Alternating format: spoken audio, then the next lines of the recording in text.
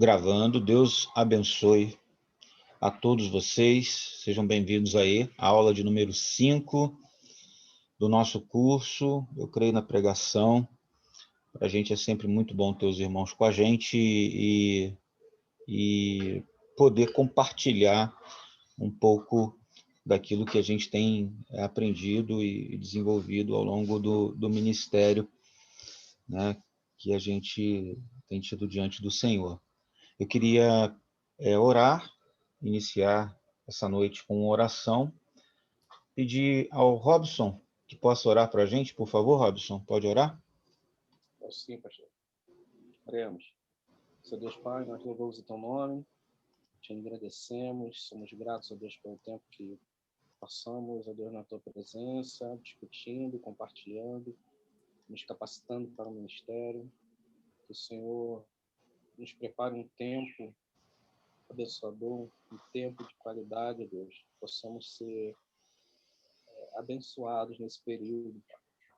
Oramos pelo professor, que o Senhor o abençoe, que ele possa ter tranquilidade para ministrar sua aula e consiga passar tudo, Deus, quanto ele preparou antecipadamente, Pai. Nós oramos, gratos a Deus por esse tempo, por essa oportunidade, Deus. Assim oramos em nome de Jesus. Amém. Amém. Os irmãos estão conseguindo me ouvir direitinho? Está tudo normal? Tranquilo? Beleza. Sim. Amados, nós temos conversado ao longo das aulas anteriores, né, sobre teologia bíblica, e começamos na semana passada a trabalhar o caminho do texto para o sermão. A gente tem falado e ensinado que não há um caminho direto do texto para os dias de hoje, uma contextualização cega, uma adesão cega da passagem do texto, porque isso tornaria a mensagem daquele texto uma mensagem muito impressionista, superficial, inebriante, devocional, sem que a gente conseguisse chegar ao verdadeiro cerne daquilo que Deus está falando em sua palavra para aqueles primeiros leitores, destinatários, ouvintes daquele discurso, daquela palavra, daquela narrativa, daquele fato. Então, nós precisamos, a gente tem visto isso, respeitar um percurso, um caminho do texto até o sermão. Para a gente chegar até o sermão, para a gente chegar até a pregação propriamente dita, entregar para a nossa igreja uma mensagem, a gente faz um trajeto, ok?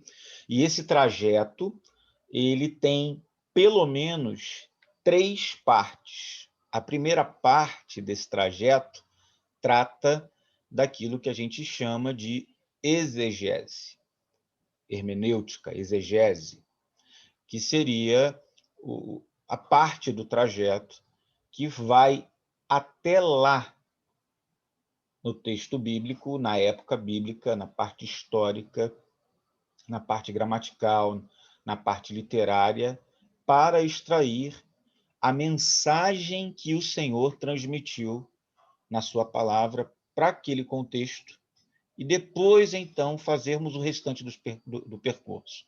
São 3 partes. Nós estamos tratando da primeira parte do percurso. A primeira parte do percurso é ir lá e então, naquela época, rompendo um abismo, né, que existe, chamado de abismo da terceira pessoa, que é o abismo que está entre, hoje, o leitor ocidental, o leitor do século XXI, e o texto que não foi necessariamente escrito para ele hoje, mas tem um sentido original. Então, há um abismo, que é o abismo da terceira pessoa. O texto foi escrito por eles, para eles, né?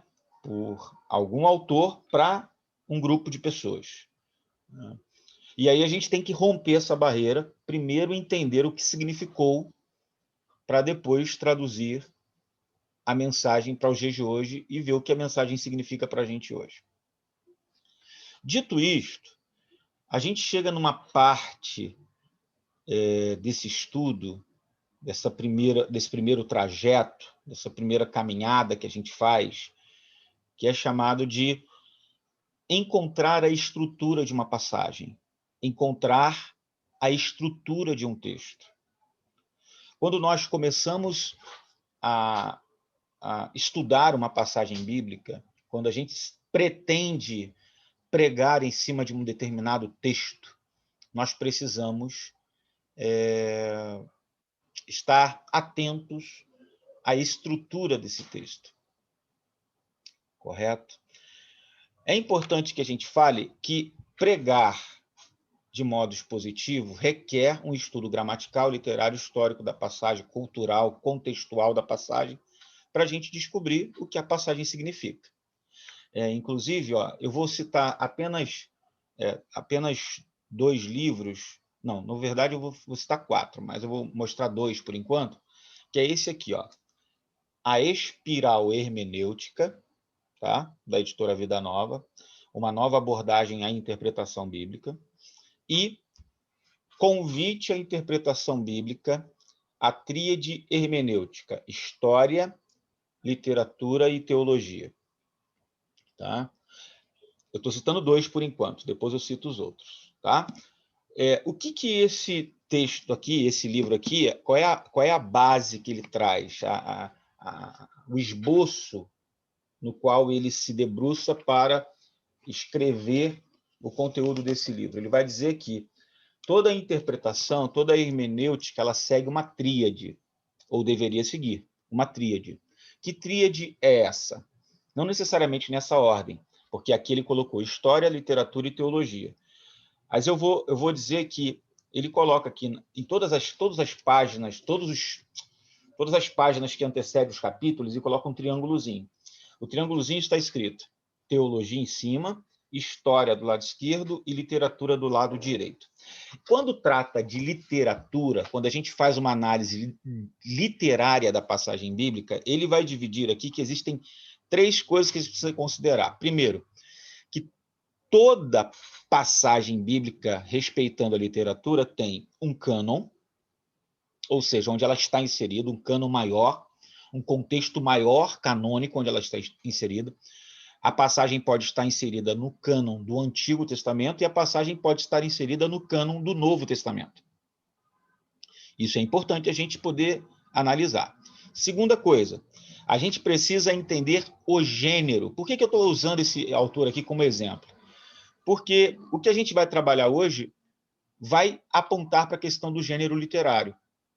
Quando a gente trata de estrutura, a gente vai chegar no gênero literário.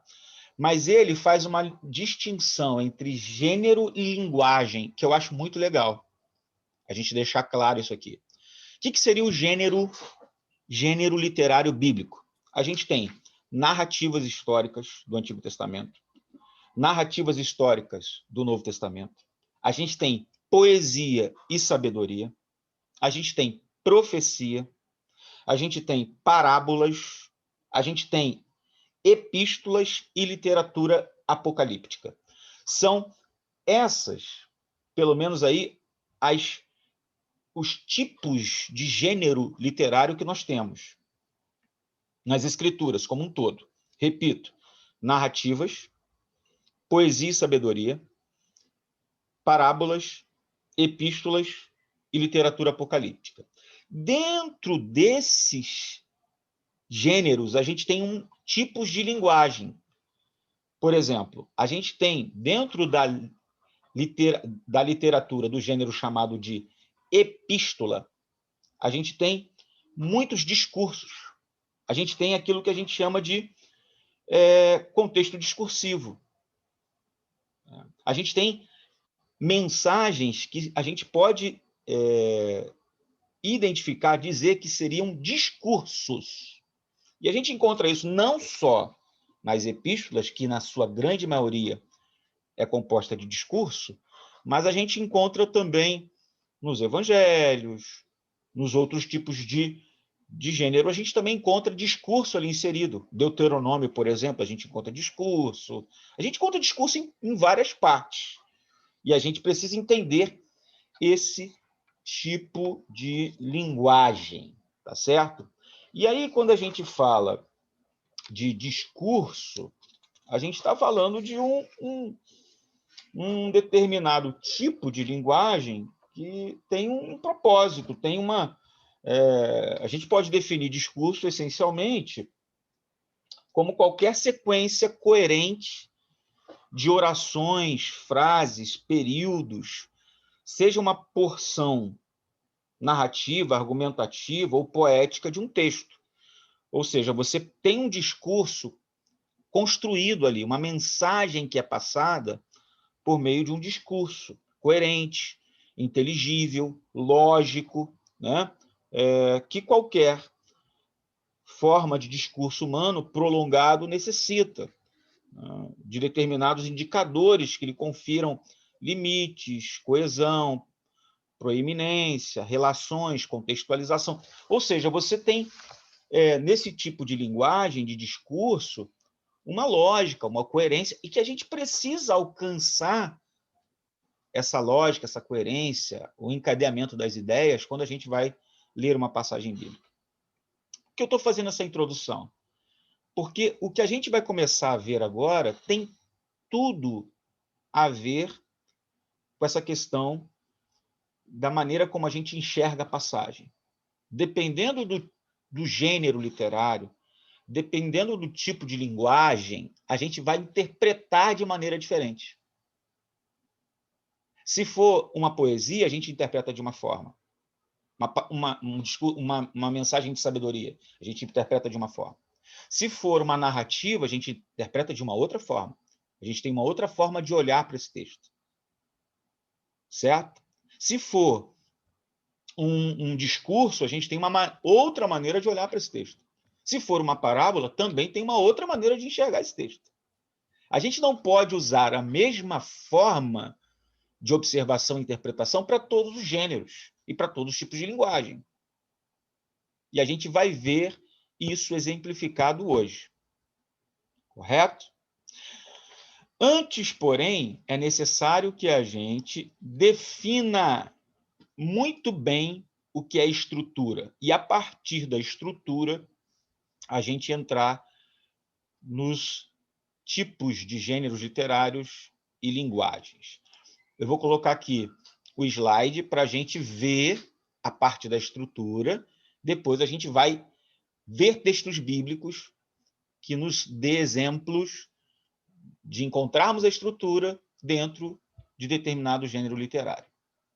Ok? Vamos lá, vou colocar aqui para a gente analisar, tá? Bastante atenção. Estrutura do texto bíblico. Ó, estrutura do texto bíblico. Vamos lá. Observe bem essa ponte, gente. Olha essa ponte. Veja os detalhes dessa ponte. Como é que você acha que foi construída essa ponte? Veja as ferragens, os cabos de aço,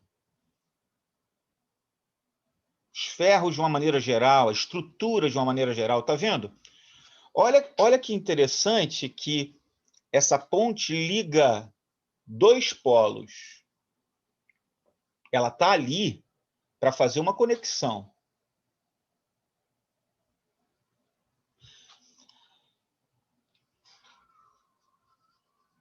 Fazendo um paralelo significativo, uma ponte,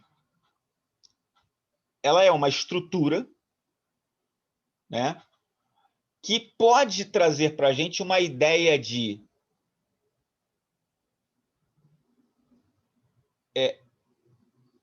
coisas que são organizadas naquele texto que nos permitem chegar a uma determinada mensagem daquela passagem, nos dando uma direção que aquela passagem quer mostrar para a gente. E aí você vê, ó, uma das maiores estruturas do mundo é a ponte Golden Gate. Esta ponte é composta de partes estruturais óbvias, com cabos enormes de aço e vigas de aço que sustentam a rodovia que passa por cima da ponte. Mas há também estacas de concretos fincadas no fundo da baía que sustentam a ponte. Todas as partes de aço e concreto trabalham juntas para formar uma ponte completa sobre a qual milhares de carros passam todos os dias. Da mesma forma, a Bíblia também contém estrutura. Cada passagem contém ideias básicas principais que sustentam tudo o que é dito. Todas as ideias principais juntas formam uma mensagem completa que a passagem está comunicando. Talvez dê para usar o desenho que a gente viu ali acima, na verdade estava abaixo, mas eu coloquei para cima, para ilustrar a questão ainda mais, classificando as estacas como ideias principais que sustentam a ponte ou a passagem e que a dividem em partes ou seções. Em seguida, classifique a rodovia como a mensagem da passagem que flui de uma ideia principal para outra. Está aí, olha, essa é a ideia. Está vendo aí as estacas? Ó? São as ideias principais da passagem que você precisa descobrir. E aí depois você vê que a ponte propriamente dita é a direção que a passagem dá para chegarmos à grande ideia do texto. Então é necessário que a gente veja isso. Em síntese, a estrutura da passagem ou do livro envolve as partes da passagem, as unidades de pensamento que contêm as ideias principais e as ligações entre os pensamentos que unem as seções e as ideias principais. Calma que a gente vai ver tudo isso exemplificado. Tá? A gente vai ver tudo isso exemplificado. Repetindo, a estrutura de uma passagem envolve as partes da passagem, as unidades de pensamento que contêm as ideias principais e as ligações entre os pensamentos que unem as seções e as ideias principais. Então, ver a estrutura nos ajuda a identificar as ideias principais de uma passagem, a enxergar como o autor projetou o desenvolvimento do pensamento entre elas. Ver a estrutura nos ajuda a ver, a enxergar a direção que os pensamentos do autor nos leva. A estrutura é importante para a nossa pregação e ensino, porque precisamos ter a certeza de que a maneira como organizamos as ideias no nosso ensino reflita a maneira como o autor organizou suas ideias na passagem. Uma consciência e um entendimento da estrutura na Bíblia trazem um poder esclarecedor à nossa pregação. Por isso que é importante a gente estudar isso aqui. Esse é o princípio fundamental que a gente vai aprender hoje na nossa aula. Todo texto tem uma estrutura. Essa estrutura revela a ênfase da passagem. E a estrutura e a ênfase da passagem definem a mensagem do texto. Olha aí o princípio geral dividido. Primeira frase, todo texto tem uma estrutura. Segunda frase, essa estrutura revelará uma ênfase. Terceira frase, a ênfase deve moldar nossa mensagem. Esse é o princípio geral. Então, eu preciso me debruçar sobre o texto para entender, alcançar, descobrir a sua estrutura, que está lá. Porque quando eu descobrir essa estrutura revelará para mim uma ênfase daquele texto. E a estrutura e a ênfase vão moldar a minha mensagem, a minha pregação. Ok? Explicação. Devemos apreender como o autor organizou o texto e deixar que seu princípio organizador dite a forma e a ênfase da nossa mensagem. Podemos pensar nisto como um esqueleto do texto. É como se tivéssemos que endireitar os ossos para que o corpo da nossa mensagem seja saudável. A gente está organizando a estrutura óssea para deixar saudável o corpo da nossa mensagem. É mais ou menos isso, mais ou menos um raio-x. Quando a gente aprende a estrutura, apreende a estrutura, a gente deve encontrar e ensinar a ênfase que a estrutura vai revelar. Só então nós iremos enxergar a vida da passagem. Então, olhe o texto com olhos de raio-x para ver o esqueleto, a estrutura daquele texto. É de fundamental importância a gente encontrar a estrutura da passagem, porque é exatamente essa estrutura que vai nos mostrar a ênfase da mensagem, da passagem, e vai moldar a nossa pregação. Então, a gente vai ter que procurar por padrões, mudanças de pensamento. Ao ler a passagem, que tipo de padrões você vê que apontam para as ideias principais que o autor quer transmitir. Também a gente vai ter que tentar encontrar mudanças de pensamento ou direção. Estas mudanças podem ser detectadas por uma mudança de padrão, de padrões. Aí a gente vai ter que dividir a passagem bíblica, referendando com versículos. Depois de a gente encontrar esses padrões e as transições de pensamentos, dividir a passagem em seções que contenham as ideias principais das seções. Escrever o número do capítulo, dos versículos para cada seção que a gente encontrar. Isso é estrutura. Depois a gente vai descrever as ideias principais que aquelas seções têm. Aquela seção da passagem precisa ser descrita por uma frase completa. E, por último, a gente encontrar as ligações entre os pensamentos das ideias principais para a gente chegar na ideia central. Como uma ideia principal está ligada à outra ou conduz a outra, à próxima ideia e a anterior. Como que todas as ideias estão ligadas entre si? Como que elas revelam a direção dos pensamentos do autor? Eu conseguindo fazer isso, eu vou chegar precisamente àquilo que o autor está ensinando. Ah, mas parece tão difícil, pastor, isso aqui parece tão impossível de acontecer. Não é impossível, gente.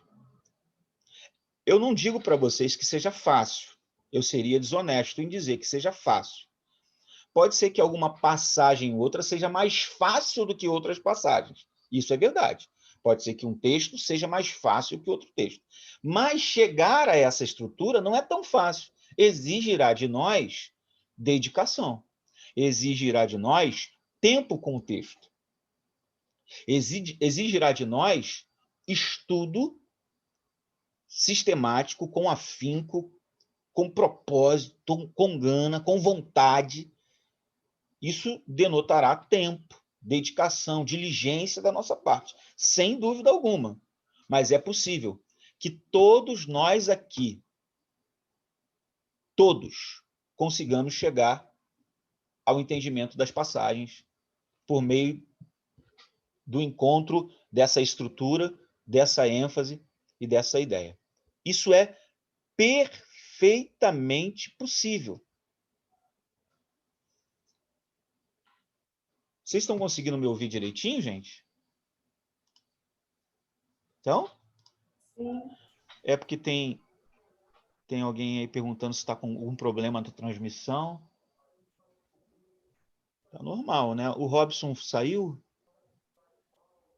Parece que o Robson saiu, né?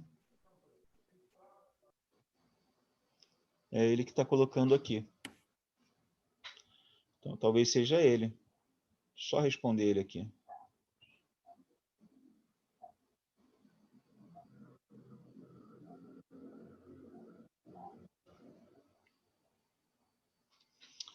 Até aqui tudo bem, gente? Podemos continuar? Tranquilo?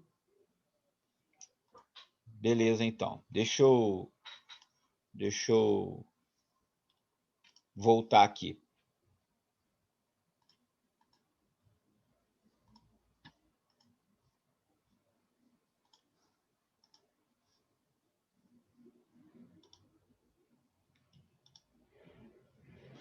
Então, vamos lá. A gente disse que a gente precisa encontrar essas ligações. Então, ver a estrutura, naturalmente, nos conduz a descobrir a grande ideia. Aqui, à luz daquilo que você descobriu a respeito da estrutura, você vai perguntar qual é a grande ideia dessa passagem. Então, assim, a pergunta que a gente tem que fazer no primeiro momento é como que o autor organizou o texto? Essa é a pergunta diagnóstica da estrutura. Como foi que o autor organizou a passagem aqui? Então, você vai usar uma boa versão bíblica, né? Ler, reler, reler em voz alta, procurar repetições, afirmações de teses claras, às vezes na forma de uma retórica, de pergunta, enfim, identificar o tipo do texto, se é um discurso, se é uma narrativa. Quando for discurso, você vai procurar gramática, palavras de transições, verbos, principais fluxos de ideias. Quando for narrativa, você vai procurar um enredo, passagens, recursos literários, comparações. Tudo isso a gente vai ver com calma. Primeiro, hoje, a gente vai ver o discurso. Quando for poesia, você vai procurar estrofes, repetições, mudanças de imagem, na voz poética, também gramática, mudanças de paralelismo hebraico, se é um paralelismo antitético, se é um paralelismo sintético, né? Outros dispositivos da literatura hebraica, poesia hebraica. A gente vai ver tudo isso quando a gente for buscar entender o texto. Então, a gente chega agora na parte que fala do discurso, que é o nosso primeiro tipo de linguagem, né? Dentro dos gêneros, a gente tem o primeiro tipo de linguagem, que seria o discurso. A Bíblia ela está cheia de discursos. Discursos são passagens em que uma pessoa está falando. Tem um emissor, né? Tem um referente, que é a mensagem, e tem o destinatário daquela mensagem. Por exemplo, várias passagens nos livros históricos do Antigo Testamento são discursos. A gente encontra discursos nos evangelhos, em Atos. E a maior parte das epístolas também são discursos. E esses discursos tendem a ser logicamente organizados, seguindo uma linha particular de argumento. A chave para compreender a estrutura de um discurso e sua ênfase é observar quais declarações são primárias e quais são subordinadas, descobrindo a lógica do argumento, do autor e apreendendo a mensagem do texto. Certo?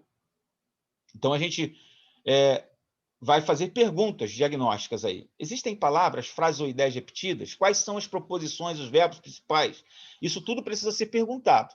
E aí a gente vai perceber isso no texto para poder ajudar ali a gente a encontrar a estrutura. Procurar palavras e frases repetidas, observar as transições gramaticais, traçar o fluxo da ideia e representar esse fluxo graficamente, diagramando ali as sentenças, se possível. É isso que a gente vai fazer. Agora a gente vai ver isso na prática, tá certo? Como é que a gente faz isso na prática? Nossa aula hoje vai ter bastante exercício para a gente ver isso na prática. Então, a sua atenção agora, toda atenção é pouca, para você olhar o texto e ver como que a gente vai encontrar essa estrutura dentro do texto. Como que eu faço para encontrar essa estrutura dentro do texto? Como é que eu olho para a passagem bíblica, dou atenção àquele texto naquele momento, às palavras, às ideias, aos argumentos, para poder eu entender melhor aquilo que a passagem está me dizendo, porque quando eu encontro a estrutura, eu encontro a mensagem. Tá certo? Então, vamos começar com o texto de Tito. Tito, capítulo de número 2.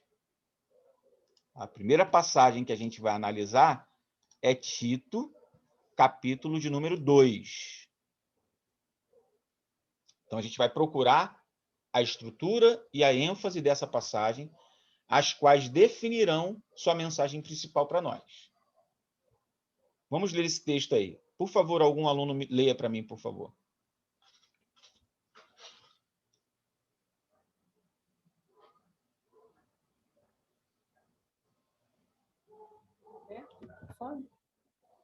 Ouvindo? Estou ouvindo.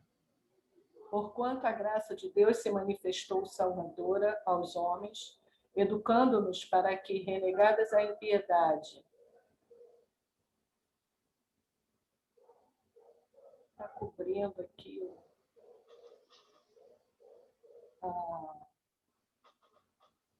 Vivamos no presente século, sensata, piedosamente, aguardando a bendita esperança e a manifestação da glória do grande Deus, Salvador de Cristo Jesus. Amém. Você não conseguiu ler uma parte, né, que estava aí atrapalhando, né? Está coberta. Eu vou ler mais uma vez. Diz assim: porquanto a graça de Deus se manifestou o Salvador a todos os homens, educando-nos para que, renegadas a impiedade e as paixões mundanas, vivamos no presente século sensata, justa e piedosamente aguardando a bendita esperança e a manifestação da glória de nosso grande Deus e Salvador, Cristo Jesus. Amém? Se você quiser abrir aí na sua Bíblia essa passagem, fique bem à vontade, tá? Tito, capítulo 2, versículo 11, 12 e 13. A gente está começando com 3 versículos para ficar mais simples para a gente. Eu vou falar para você o que eu faço e vou mostrar para vocês, aqui por meio do meu estudo prévio, como que eu faço para poder estudar uma passagem como essa e chegar num sermão. Tá certo? Eu vou tentar traduzir para vocês aqui, mostrar para vocês aqui como que eu chego num sermão com um texto como esse. A gente falou no início da aula que um sermão, ou melhor, um estudo exegético, hermenêutico de uma passagem requer que a gente faça uma análise histórica, contextual, teológica e também uma análise literária, gramatical, uma análise da passagem em si, do texto em si. A nossa parte aqui agora é essa análise do texto propriamente dito. Ou seja, como que essa passagem precisa ser dissecada por nós para que a gente possa entender a sua estrutura e a ênfase que essa estrutura nos ensina. Tá certo? Agora, gente, eu vou colocar aqui para vocês o caminho que eu vou seguir para poder chegar nisso. Primeira coisa que eu posso dizer é que eu tenho um costume de ler a passagem bíblica em várias versões. Eu vou colocar aqui um exemplo para vocês de como que eu faço para organizar essas várias versões. Olha só que legal que eu faço. Ó. Eu tenho aqui as versões de Filipenses, capítulo 4, que não é esse texto, mas que vai servir para a gente de ilustração. Olha que legal. Está vendo aí esse quadro? Eu tenho uma passagem de Filipenses 4, 10 a 13, na nova tradução na linguagem de hoje. Eu tenho na NAA, Nova Almeida Atualizada, na ARA, na NVI, na Bíblia Mensagem. Está vendo? Eu tenho em várias versões colocadas em harmonia. Olha agora, eu tenho outro texto aqui, ó, que é o Salmo 27, que eu preguei recentemente na igreja, também organizado em várias versões, tá vendo? Revista e Corrigida de 1969, NVI, NVT, NAA e Nova Tradução na Linguagem de hoje. Eu coloco no Word, formato retrato, não, melhor, paisagem, faço colunas e coloco o texto ali, para analisá-lo. Aí eu tenho uma harmonia do texto, da passagem, tá vendo? Eu vejo a mesma passagem em várias versões, comparando-a. Ok? Eu fiz uma coluna para cada uma versão. Depois disso, o que eu faço? Eu abro um documento do Word, eu estou falando a minha maneira de fazer. Você pode fazer de várias formas. Esses dias eu fiz uma live com o pastor, um tempo atrás, aí, no período da pandemia, que ele diz que ele tira fotografia da Bíblia. Ele tira uma xerox da Bíblia, daquela passagem, e ali ele vai fazendo as anotações dele. Também pode. Você pode fazer isso no caderno, num bloco de notas.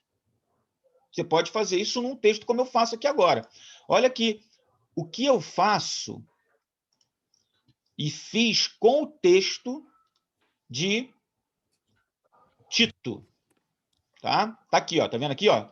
Tito, capítulo 2, versículo 11 ao 13. Tá todo mundo vendo, gente? Ok? Primeiro eu quero que vocês analisem isso aqui comigo, ó. Primeiro aqui, ó. Aqui está o texto, só ele, ó. Versículo 11, 12, 13, tá vendo?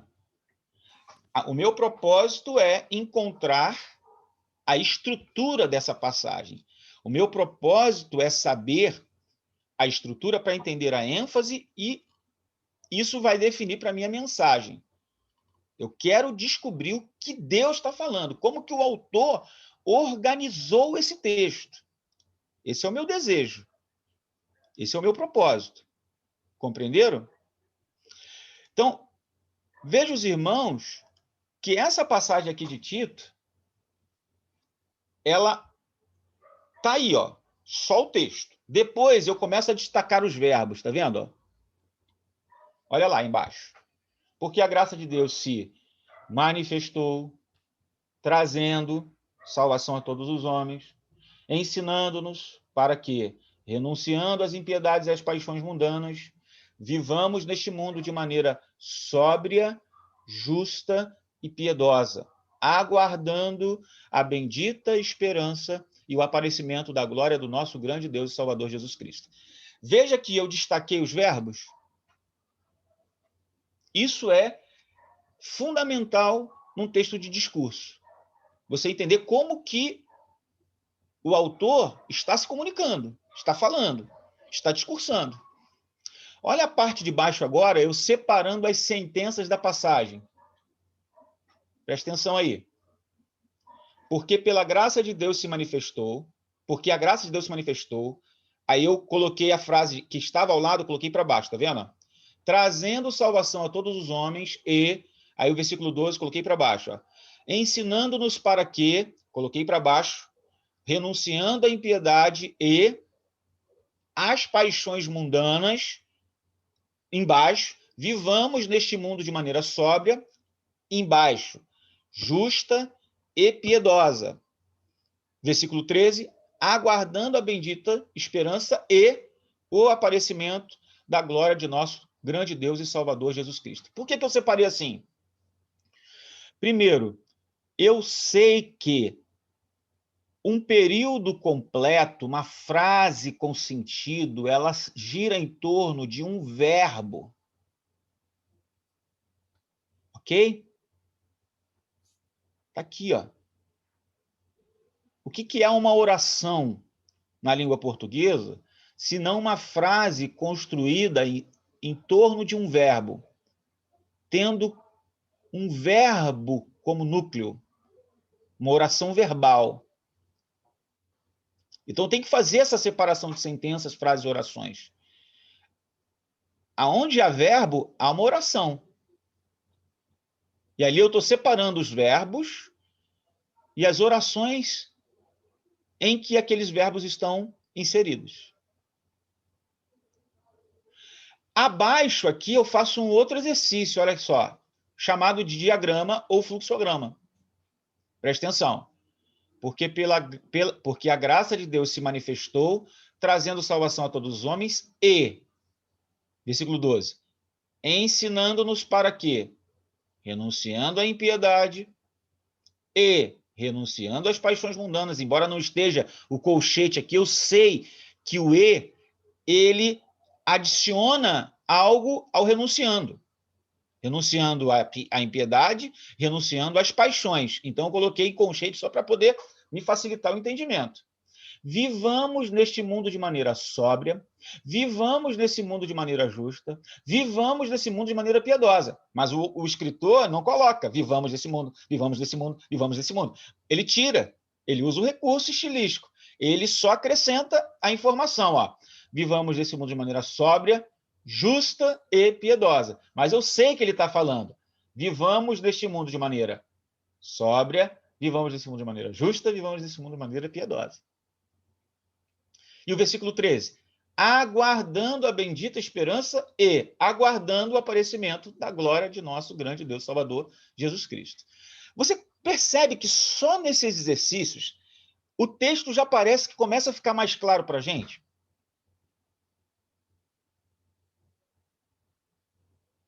Primeiro, a graça se manifesta. Quando a graça se manifesta, ela traz alguma coisa. Essa graça que se manifesta e traz alguma coisa, ensina-nos. Para quê? O ensino que se recebe por meio dessa graça que foi manifestada, que trouxe alguma coisa, que trouxe salvação, o ensino é para quê? Para renunciar, para viver e para guardar. Está vendo que começa a ficar mais clara a estrutura da passagem? Olha o que vai acontecer agora abaixo, ó, no exercício que eu faço. Isso aqui eu fiz, eu preguei esse sermão lá na igreja. Tá? Determine as subordinações de pensamento e destaque outras coisas que julgar importante, bem como delimite as partes e as suas ideias. Por último, descreva numa frase a grande ideia. Olha que coisa aqui, olha.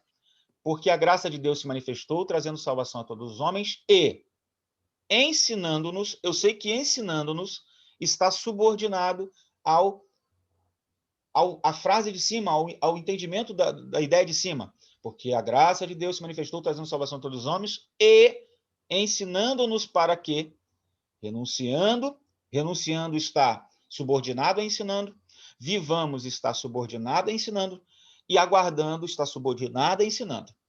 Então, eu vejo aqui, olha aqui as sentenças que eu coloquei aqui do lado aqui, ó. Olha as declarações que eu coloquei.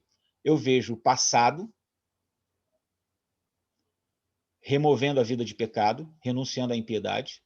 Eu vejo o presente, vivendo neste mundo, agora, uma vida transformada.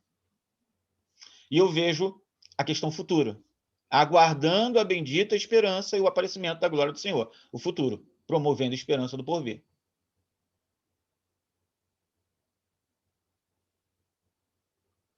Perceberam, gente? Todo texto tem uma estrutura. E toda estrutura tem uma ênfase. E a estrutura e sua ênfase define a mensagem do texto. Qual foi a mensagem que eu encontrei aqui? Essa foi a mensagem. A graça de Deus produz seu efeito pedagógico, ensinando-nos, no passado, removendo o pecado, no presente, transformando a nossa conduta, e no futuro, promovendo esperança.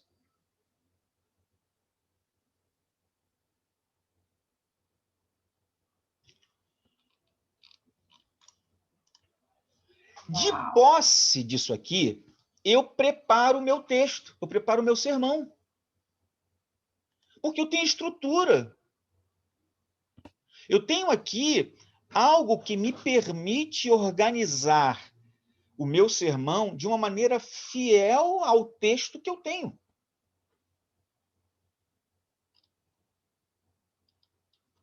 Os irmãos estão entendendo? O que vai determinar a ênfase da minha mensagem é exatamente aquilo que o texto me mostra, aquilo que o texto me diz, aquilo que o texto me traz como mensagem. Professor? Alguma pergunta até aqui? Sim, está me ouvindo? Sim, pode fazer. Está ouvindo? Sim, estou ouvindo. Essa ênfase, então, que o senhor fala, é justamente tentar fazer essa classificação da passagem. Quando você fala de classificação, você fala o quê? Por exemplo, aqui você classificou o tempo, que a Uhum. passagem mostrou aqui que as pessoas, né, precisavam esquecer alguma coisa. As pessoas não. A graça de Deus, ela faria com que o nosso passado, o nosso presente, o nosso futuro. Então, essa distinção que você fez, eu vi aqui que você se baseou mais classificando a vida em geral. Numa outra passagem, você usaria outro tipo de classificação. Justo, porque, na verdade, é a passagem que vai ditar para você o que você vai organizar ali. Não é você que vai dar o sentido, é a passagem. Então, assim, dependendo da passagem, as palavras vão mudar, a maneira como você vai organizar também vai mudar, porque você vai seguir a lógica do próprio autor. Nesse caso, eu usei essas palavras, mas vocês poderiam ter usado outras palavras, sem fazer desse jeito. Passado, presente, futuro. Mas vocês poderiam colocar que, primeira coisa, a graça nos ensina isso, segunda coisa, a graça nos ensina aquilo. Então, isso que eu estou falando. Entendeu? Poderia ter usado outra linguagem, outras palavras. Mas o que eu mostrei aqui o que eu quero mostrar aqui é o seguinte, que o texto, ele tem essa estrutura natural.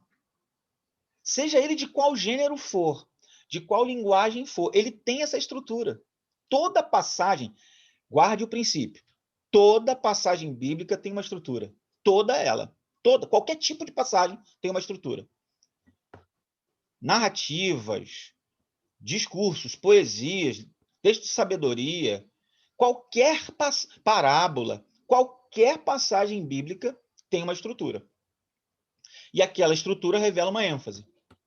E a estrutura daquela passagem, com a ênfase que ela revela, mostra para a gente a mensagem que o autor está passando. É isso que a gente precisa guardar. Então, assim, a gente vai ter que fazer uma análise do texto, bem feita, para chegar à estrutura daquela passagem. Uma vez que a gente chegar à estrutura daquela passagem, a gente vai ver a ênfase da estrutura daquela passagem e a mensagem que aquela passagem está ensinando. Eu vou citar um outro exemplo aqui para a gente, mostrar um outro texto. Esse outro texto já é um texto um pouco maior. A gente vai avançando. A gente mostrou 3 versículos, agora a gente vai mostrar um texto um pouco maior. Depois um texto maior ainda, entendeu? E assim a gente vai vendo como é que faz. E só um minutinho, já te dou a palavra. E é importante que a gente viu um progresso inicial ali, como é que foi feito. Agora a gente vai mostrar a análise direto do texto, para ficar mais fácil para a gente só perceber a estrutura. E como que a gente define a ideia central. Tá bom? Fala, Robson. Quanto ao tipo textual, por exemplo, poesia, narrativo, né? Eu já li esse Espiral Hermenêutica, né, um tempo atrás. Eu sei que ele vem nos auxilia nisso. Não sei se o pastor vai indicar mais à frente. No caso, a gente precisa de um auxílio, né, para a identificação do texto, enquanto a gente não tem essa prática, né? Sim, os slides eles vão ter várias dicas para a gente poder trabalhar com os mais variados gêneros, entendeu? Aí a gente só precisa estar atento para saber aquilo que a gente falou anteriormente. Quando fala de literatura, a gente tem que ver onde está, qual cânon está, qual tipo de livro é aquele e qual tipo de texto a gente tem. Ou seja, eu posso estar num tipo de gênero que ele é quase que predominantemente narrativo, que é o caso, por exemplo, dos evangelhos. Os evangelhos, quase que predominantemente, é gênero narrativo. São histórias, acontecimentos, fatos. É narração de fatos. Só que dentro daquele evangelho a gente vai encontrar discurso também. Sim. Concorda? E aí a gente vai ter que saber diferenciar um discurso de uma narrativa. Entendeu? A gente vai ter que fazer... Aí dentro do... Eu estou citando o evangelho. Dentro do próprio evangelho você encontra a parábola.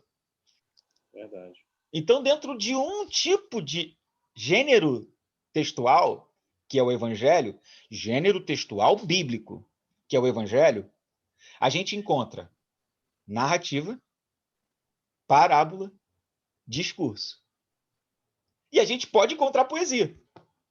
Até mesmo no evangelho. Concordam?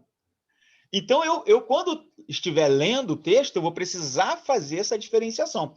Agora, o nosso curso aqui vai dar uma base para você fazer isso. Porque a gente vai mostrar as características de cada um desses gêneros, ainda que de forma rudimentar, para que quando você for ler a passagem, você consiga identificar, poxa, isso aqui é um discurso, ó. A maneira como que ele organiza aqui. Ah, isso aqui é uma poesia, olha como é que está organizado. Isso aqui é uma narrativa, é uma história que está sendo contada. Olha como é que ele organiza. Então, a gente vai ver a estrutura básica de cada uma dessas formas literárias. A gente está começando hoje com o discurso, mas a gente vai ver poesia, a gente vai ver narrativa, e se der, a gente vê ainda parábola. Parábola seria um gênero ali extra, extracurricular. A gente vai se fiar nas três principais, que são discurso, narrativa e poesia. São as principais. Entendeu? Agora, claro que se você puder investir no seu próprio ministério, aí eu vou aproveitar já para citar. Ó. Eu tenho aqui, ó, Interpretação das Cartas Gerais, um prático e indispensável manual de exegese. Está vendo? Da editora Cultura Cristã. Isso aqui é específico para cartas gerais. Como é que eu interpreto as cartas? Isso aqui vai dar um panorama enorme. Aí eu tenho aqui, ó, Cartas Paulinas, da mesma série. Eu tenho ali dos Salmos, eu tenho dos livros históricos, eu tenho do Pentateuco. Esses livros me ajudam, me auxiliam na interpretação desses tipos de literatura. Entendeu? Narrativas e tal. Isso vai me ajudar.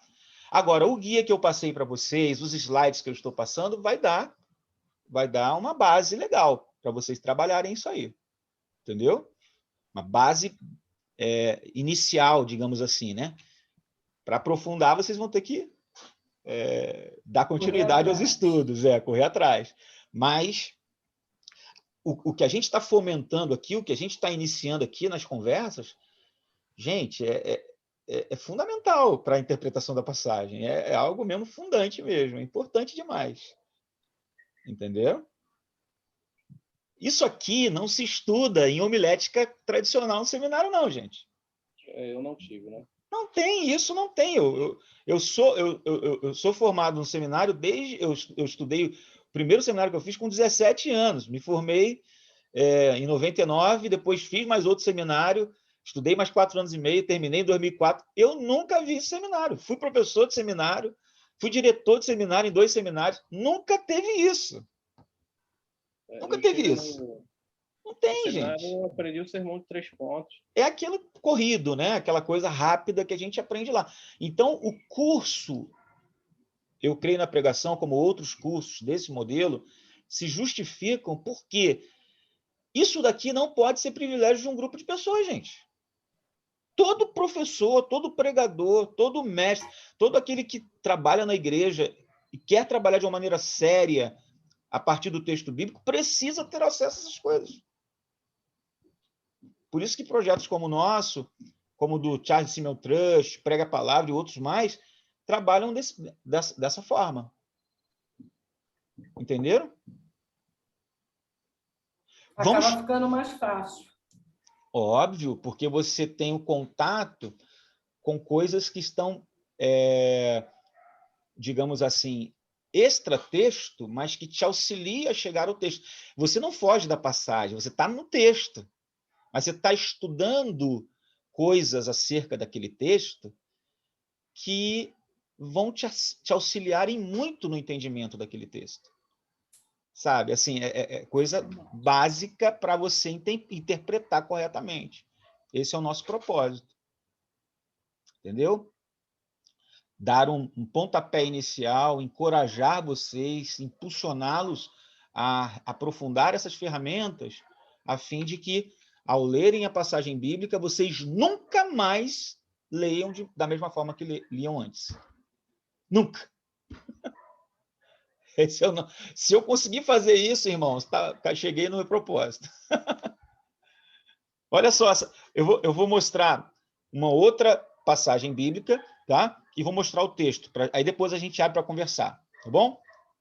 Se a gente não conseguir fazer os 3 exercícios, fazendo só esse já é o suficiente. Olha lá, outra passagem bíblica, gente.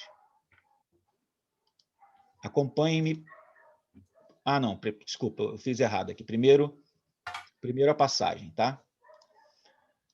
A segunda passagem que a gente vai ler é essa passagem aqui, ó. Efésios 3. Ó, Efésios 3. cheguei aí, Efésios 3, tá? Procurando a estrutura, a ênfase da passagem, as quais definirão nossa mensagem principal. Tá aí, ó. Eu vou ler, tá? Só para a gente ganhar tempo.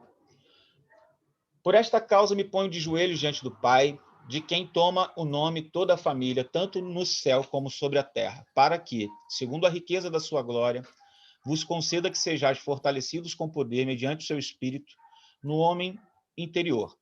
E assim habite Cristo no vosso coração pela fé, estando vós arraigados e alicerçados no amor, a fim de poderdes compreender com todos os santos qual é a largura e o comprimento e a altura e a profundidade, e conhecer o amor de Cristo que excede todo entendimento, para que sejais tomados de toda a plenitude de Deus.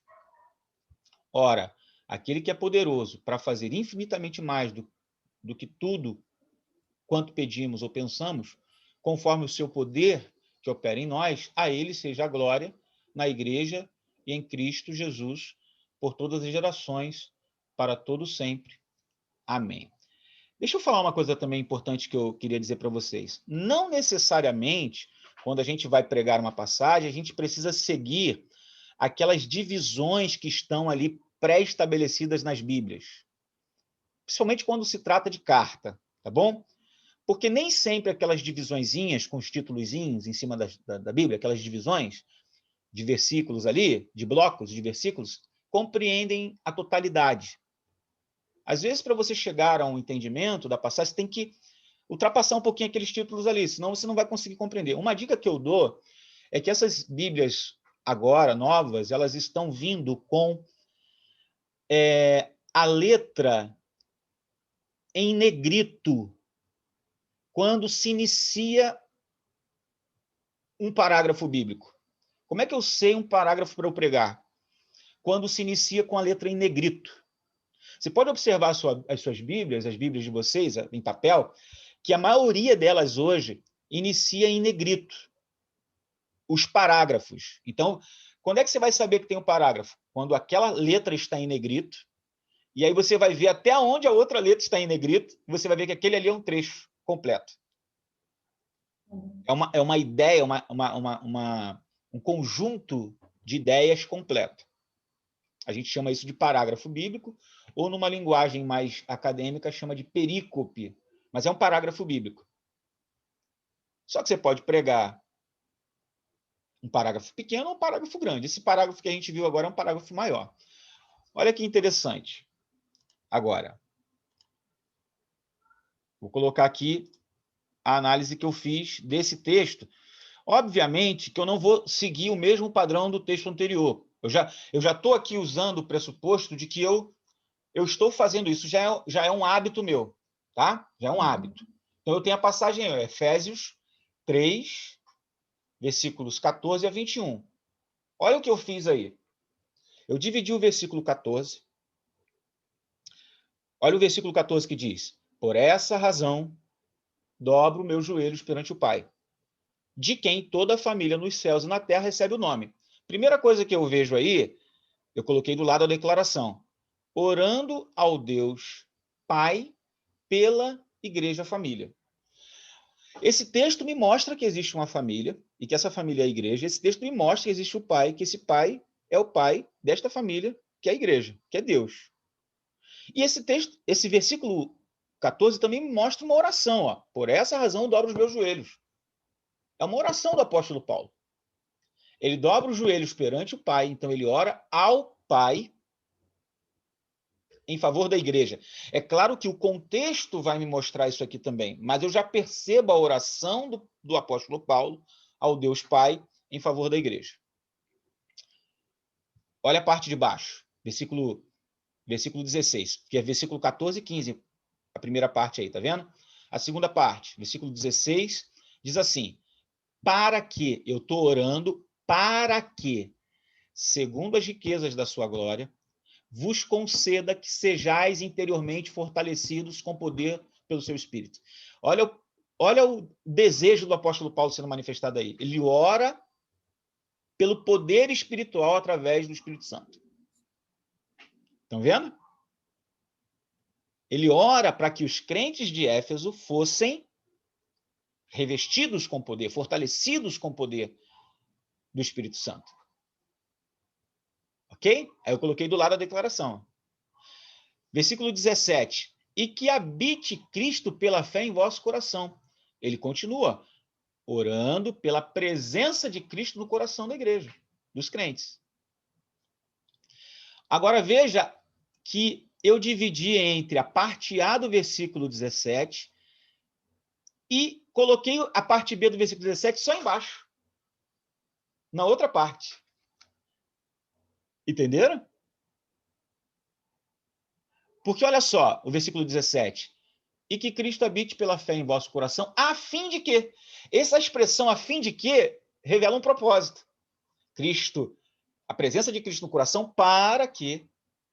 Olha o propósito embaixo do versículo 18. Versículo 17 e 18. Arraigados e fundamentados em amor, vos seja possível compreender, juntamente com todos os santos, letra A, a largura, letra B, o comprimento, letra C, a altura, letra D, a profundidade desse amor. E assim, conhecer esse amor de Cristo, que excede todo entendimento. O que eu entendi aqui? Que Paulo está orando por compreensão do amor de Cristo. Em cima está falando da presença de Cristo no coração para que eles compreendam o amor de Cristo. Olha a parte de baixo do versículo 19, lá a parte final. Para que sejais preenchidos até a plenitude de Deus. Ou seja, só é possível a gente ser preenchidos até a plenitude quando a gente for habitado pela presença de Cristo no coração e compreender o seu amor. Aí a plenitude chega. Então, Paulo está orando para que cresçam até a plenitude de Deus. Então, veja o que a gente viu até aqui. Ó. Paulo está orando a Deus pela igreja. Paulo está orando pelo poder espiritual através do Espírito Santo. Paulo está orando pela presença de Cristo no coração. Paulo está orando por compreensão do amor de Cristo. Paulo está orando para crescer, para que cresçam até a plenitude de Deus. E o versículo 20 e 21. Aquele que é poderoso para fazer bem todas as coisas, além do que pedimos ou pensamos, pelo poder que age em nós, a ele seja a glória na igreja e em Cristo Jesus por todas as gerações, para todos sempre. Amém. A conclusão dessa oração eu encontro no versículo 20 e 21. A conclusão qual é? O Deus soberano que age recebe todo louvor. Ou seja, ele ora na certeza de que o Deus soberano agirá e que ele receberá o louvor por meio dessa ação dele. Qual é a ideia que eu chego dessa passagem, gente? Numa declaração só, está aqui, ó. A igreja vive a plenitude de Deus quando, em oração, encontra poder espiritual, desfruta da presença de Cristo e compreende o seu amor e louva a Deus.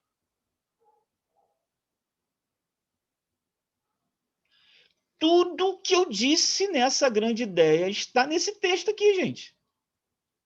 É um resumo do texto. Porque eu encontrei uma estrutura. Essa estrutura revelou para mim uma ênfase da passagem. E essa estrutura e a ênfase mostraram para mim a mensagem que o texto está trazendo.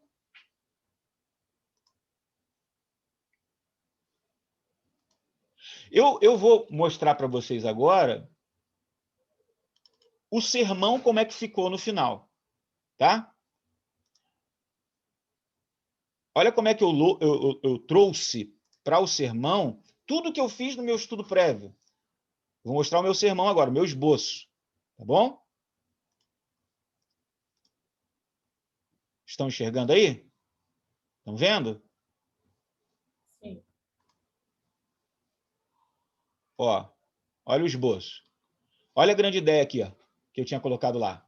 A igreja vive a plenitude de Deus quando em oração encontra o poder espiritual, desfruta a presença de Cristo, compreende seu amor, louvando ao Senhor, ao Deus soberano que age. Eu usei outras palavras, mas eu fiz um estudo prévio, isso aqui só me deu uma frase, uma declaração completa. Ó, aí eu tenho a introdução, aonde eu falo, ó, Paulo estava preso em Roma. Eu fiz um estudo histórico, eu fiz um estudo teológico, eu fiz um estudo contextual, cultural. Então, ó, eu falo da época, tudo direitinho, a introdução. Aí, ó, vem o primeiro tópico, a necessidade da intercessão a Deus pela igreja, versículo 14 e 15. Paulo sente a necessidade de orar pela igreja. Ele ora a Deus pela igreja. Aí eu explico cada parte, ó, versículo 14 e 15, daquilo que eu encontrei lá. Ó. Olha aqui o primeiro subtópico. A oração ao Deus Pai, não estava lá? Estava lá. Ó. A oração pela Igreja Família de Deus, estava lá. Ó. Aí eu vou argumentando. Eu tenho meu esqueleto, eu vou colocando carne, tendão, músculo, fibras, gordura, pele, tudo isso em cima do osso. Eu tenho a estrutura, que é o esqueleto, o osso. Aí eu vou só enxertando. Olha lá, oração pela Igreja Família de Deus. Tá vendo? Aí eu uso aplicações, né? Eu faço ilustração, às vezes, e aplicações. Olha o tópico 2. Alguns motivos para essa intercessão, versículo 16 a 19. Primeiro motivo, poder espiritual através do Espírito Santo, está lá no meu estudo prévio. Olha aqui, ó. É o texto que está dizendo que eu vou pregar.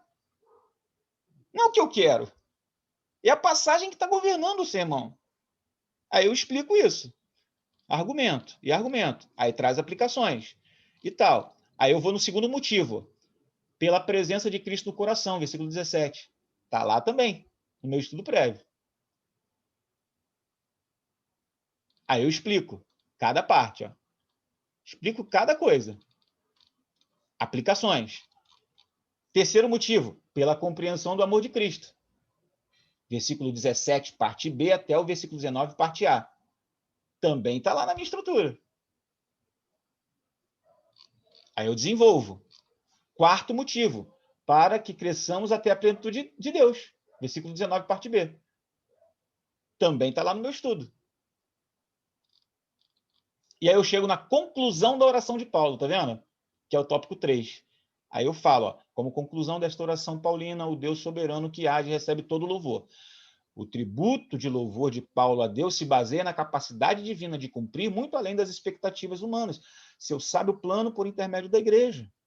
Deus pode fazer qualquer coisa, muito mais do que se pode imaginar ou pedir nas orações. Aí eu explico, aí depois eu concluo a minha mensagem fazendo toda uma exposição daquilo que eu propus a pregar em cima do texto, que me trouxe a estrutura, me trouxe a ênfase da estrutura e me trouxe a ideia da mensagem, da passagem. O que eu fiz para poder pregar esse sermão aqui, gente?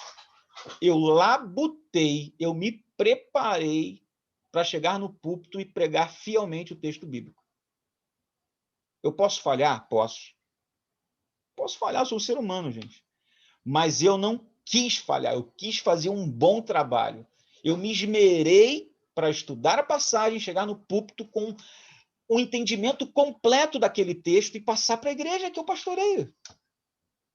Assim tem que ser todo aquele que prega, ensina, ministra, seja num grupo pequeno, num grupo maior, no púlpito ou em qualquer outro lugar, em qualquer outra área da igreja. Nós precisamos fazer a mesma coisa. Isso não pode ser prerrogativa só de uma pessoa ou de outra. Porque isso daqui, gente, é basilar para a gente compreender o que Deus está falando. Ah, eu precisava fazer tudo isso para entender o que Deus está falando? Ah, se a pessoa for superdotada, não necessariamente. Ela vai olhar, vai ter um olhar de raio-x, uma visão de super-herói, vai conseguir. Mas se for como eu, uma pessoa limitada, vai ter que estudar. Vai ter que correr atrás. Para entender. Vai ter que gastar tempo, hora. Amém, meus irmãos?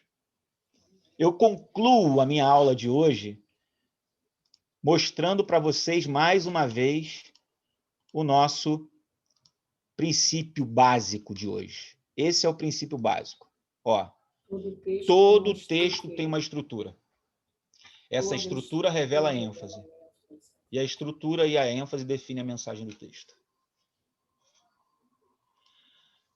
Eu espero ter conseguido mostrar isso para vocês na prática hoje. Sei que foi muito corrido. Eu vou dar a vocês tudo o que eu passei para vocês agora. Tudo. Eu vou dar os 2 estudos prévios para vocês, mandar em PDF. Vou mandar essa mensagem minha, esse esboço meu, para vocês analisarem. Eu vou mandar tudo que eu usei hoje aqui, tá, para vocês, pelo grupo. Não só os slides, mas também os meus estudos prévios de Tito, e de Efésios capítulo 3. E o meu esboço, o meu sermão que eu preguei em cima de Efésios capítulo 3. Pastor? Tá bom? Fala, irmão Fernando. É o horário que a gente tem para conversar mesmo. 10 minutinhos. Vamos lá. Tá. O senhor tem por hábito, igual o senhor mostrou aí nesse esboço de Efésios, escrever todo o sermão? Eu tenho por hábito escrever todo o sermão. Aí, sobre isso, você quer fazer mais alguma pergunta, alguma coisa em cima Não, disso? porque a sua resposta me deu uma tranquilidade, porque eu também faço assim. Isso. Isso. Aí eu ia elaborar em cima disso, irmão Fernando, dizendo o seguinte. Muita gente questiona, né, aqueles que vão para o púlpito com o sermão escrito. Eu mesmo já passei por situações que vocês nem imaginam. Eu já preguei numa igreja, o Igor tá aí batendo a cabeça, porque ele sabe muito bem dessas histórias, né? Eu já vivi situações de pregar no púlpito e depois de terminar de pregar, a igreja ser edificada, abençoada, o pastor dizer para mim assim: nunca mais você venha pregar nesse púlpito com esboço como você veio hoje. Porque Deus te capacitou. Porque você é uma bênção. Porque você é uma pessoa inteligente. Porque você não precisa disso. Que você não sei o quê. Desse jeito. Eu já ouvi isso. Aí, o que eu queria dizer rapidamente sobre isso? Se a pessoa consegue fazer todos esses estudos, escrever o seu sermão, organizar suas ideias, ir para o púlpito sem texto, sem nenhum esboço, amém. Glória a Deus, irmãos. Esse é o ideal. Esse é o ideal. Você estudar e na hora de você entregar, ir sem anotações. Esse é o ideal. Escrever tudo que você vai falar, tudo, memorizar, ler tantas vezes que você puder e chegar no púlpito sem anotações. Esse é o ideal. Mas se você não consegue, leve o esqueleto do seu sermão. Mas se o esqueleto não for o suficiente, leve o seu sermão inteiro. Mas uma coisa você não pode fazer: subir no púlpito para pregar, sem fazer essas tarefas que a gente falou aqui. Entenderam? Possa ser que você suba o púlpito sem o esboço, sem o esqueleto, sem nada. Mas você não pode subir o púlpito sem fazer esses estudos. Fala, Fernando. Não, eu gosto até de escrever tudo para depois estar estudando o próprio sermão. Isso. É o meu estilo também. Assim, às vezes eu vou para o púlpito com aquele sermão escrito, 4 páginas, 3 páginas, 5 páginas. Já levei para o púlpito 6 páginas. Às vezes você fala tudo que está ali, às vezes você não fala tudo que está ali, mas o fato é que você está com aquilo ali para te servir de norte. É um guia, é um script para você seguir. E a pessoa acha que aquilo ali é um enlatado, e não é um enlatado. Você se preparou para estar ali, você colocou aquilo ali diante de Deus em oração. Você se submeteu ao Senhor. Você meditou e refletiu sobre a palavra de Deus para falar ali. E deu trabalho fazer aquilo ali. Trabalho danado. Entendeu? Assim, e não significa que necessariamente você tem que ler tudo. Não necessariamente. E o importante é que você também desenvolva uma técnica de leitura dinâmica, né? Se for o caso, né? Se você levar e ler, leitura dinâmica. Não ler assim, mecanicamente, né? Ler de forma morosa, meio... Não, você tem que interagir com o seu público, olhar para eles e, ao mesmo tempo, olhar o esboço, lembrar das ideias, falar e ali ter como algo que te norteia. Certo? Não, eu coloco uma palavra-chave maiúsculo e negrito. Isso, para te ajudar. Chamar a atenção. Isso, exatamente. Ok. Legal. Alguém mais quer falar? Ficou claro o que a gente passou, que a gente se propôs a ensinar hoje, gente? Ficou sim. Alguma dúvida, alguma colocação, alguma contribuição? Estamos abertos, irmãos. Para qualquer coisa que surgir, dúvida, alguma coisa que queiram acrescentar, uma fala, alguma pergunta. Vocês concordam comigo que é possível a gente fazer isso, gente? Ou é algo impossível? É um privilégio para uns e não para outros. A gente não falou de grego, a gente não falou de hebraico, a gente não falou de nada de coisas, sabe, sobrenaturais, extraordinárias. A gente não falou nada disso. A gente falou de coisas básicas, o texto e você e o texto. Quando você começou a explicar, né, com toda como se ia fazer, a gente fica assim, nossa, poxa, né? Mas quando você vai para a prática, né, para a aplicação daquilo da explicação do que você está falando, aí fica bem mais Dos acessível. Conceitos, né? Quando você torna os conceitos Isso, práticos ali, fica né? bem mais acessível, porque a gente vê assim alguns irmãos com dificuldade mesmo de estudos, entendeu? De capacitação mesmo da parte de conhecimento das pessoas que não tiveram tantas condições de oportunidade. Então, a gente vê assim também esse lado, né, professor? Também esse lado que é aquilo, Deus chamou, Deus que vai capacitar. Tudo bem, Deus vai capacitar, mas Ele também vai requerer atrás, né? de nós, né? Ele abre o caminho que é para a gente poder passar. Então, no início eu senti assim, eu falei assim, nossa, algo inacessível, né? Tá muito teórico, sabe? Então, quando você partiu para a aplicação, eu achei muito bom. Amém, minha irmã. O nosso curso tem esse propósito mesmo, essa visão mesmo, de trazer o conceito, a teoria, mas não ficar preso à teoria, mas trabalhar na prática aquilo que a gente tem falado. E as teorias servirem apenas para embasar e nortear a gente. Mas a prática é extremamente importante. Entendeu? Okay. Daí a necessidade de eu passar os modelos para ajudar vocês. Eu vou passar não só esses modelos, mas também outras coisas que eu uso como recursos para correr atrás e entender a passagem bíblica. O Marcos está aí? Marcos Aurélio? Fala aí, pastorzão, na paz. Paz. Hein, Marcos? Compartilha com eles, eu não sei se eles já viram, já se acessaram, mas assim, aquele material que eu passei para você há muito tempo atrás, aí você teve problema lá no seu celular, né? Aí você pediu para eu passar novamente para você recentemente. O quanto isso tem ajudado você aí nas suas correrias no texto bíblico? Show, eu vou passar sim, pode deixar. Não, mas aí compartilha para a gente aqui como que essas dicas ajudam você.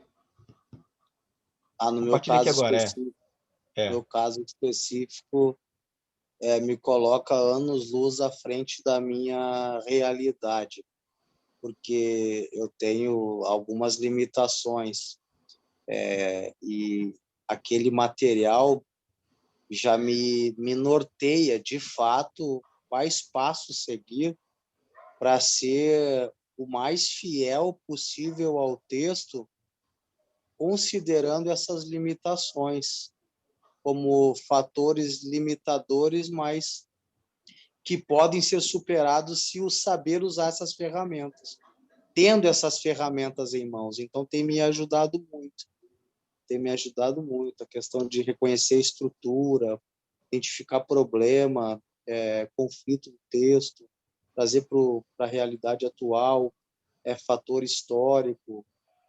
Tem todo um arcabouço de informações ali que beneficia muito na hora de perguntas, respostas, né? Perguntas que se faz ao texto. Afirmações. Legal. Então, o nosso desejo... Obrigado, Marcos. O nosso desejo... Deixa eu pedir para pedir por licença que eu preciso sair, pastorzão, estou quebradão. Não, tudo bem, tranquilo. Beleza. Valeu, fiquem na paz aí, ótima aula. A gente está terminando agora. Então, assim, na verdade, como a gente falou, o nosso desejo é que os irmãos, a partir das aulas, tenham dicas, né? Tenham nortes aí que possam ajudar vocês nessa caminhada, nesse percurso, né? Fala, Robson, para a gente concluir. Vai. Quando eu me aproximo do texto, tem hora eu uso o contexto antes, né? Uhum. Ora eu usava a questão da gramática, do grego, alguma coisa assim. Uhum. E ora eu ia para o devocional. Não tem um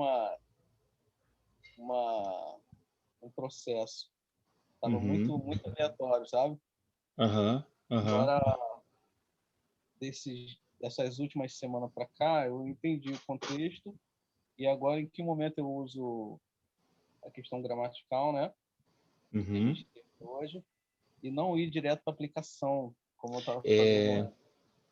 Cara, você participou da aula passada? Você viu aquele vídeo do Timothy Keller, do Jay Carson, viu como é que é, né? A gente tem esse costume de ir direto para a aplicação, né?